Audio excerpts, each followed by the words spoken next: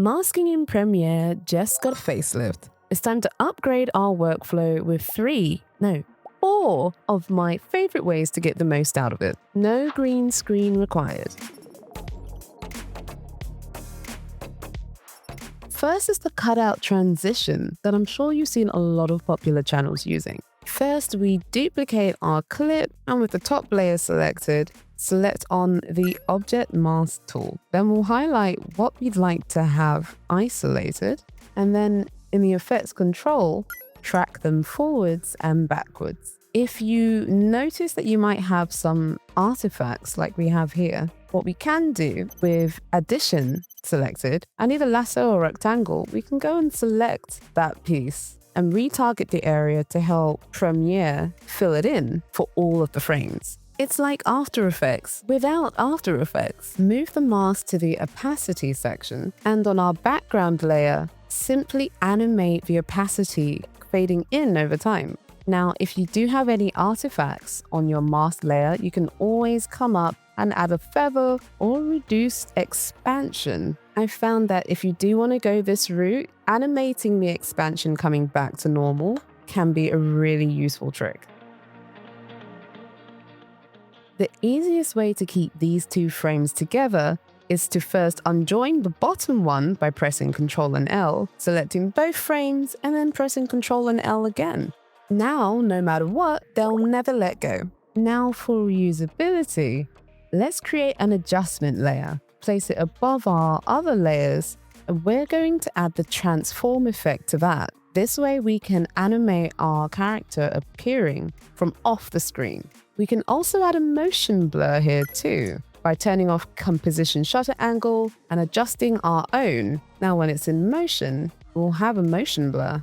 And if you don't want it to affect the layer underneath it and you only want it to affect this layer, all you have to do is nest it to the layer above. Now, regardless of where our adjustment layer is, it won't affect the layer beneath it. But for the final icing on the cake, we stick another layer in front of it, then have our other layer appear on top.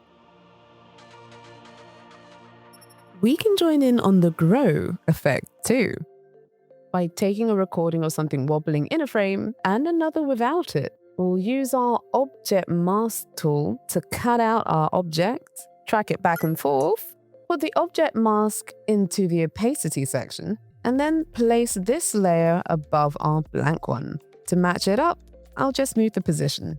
Then all we have to do is animate the scale, but don't forget to move the anchor first, otherwise you might get some strange results. Try to time it with the shake of your object for a better look. Quick, easy, and super cool.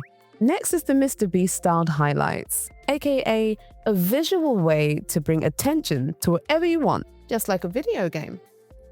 For this, all you need to do is cut out the portion that will have the edit on it, duplicate that frame, then place an object mask around whatever is supposed to be affected.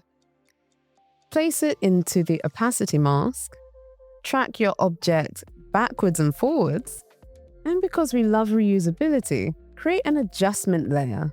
Go straight to the Lumetri color panel, go to color wheels and match, and select a color of your choice.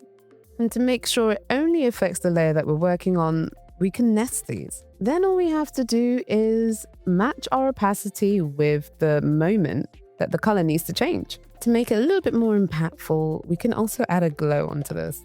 Now, like filmmakers, we can describe things visually, be it people or objects. Now, a super fun, easy effect to pull off is the clone effect. After masking your subject and tracking, change it to opacity mask, place it to the top, we'll rename ours to full so we don't forget, and simply add the duplicates underneath the layer. You can always go back to the tracker and remove all of the bits you don't want. And just don't forget to retrack. Now we can have some fun. Pretty slick. The VFX world is now your oyster. It's time to have some fun. If you're ready for even more tips, I'll see you in the next one.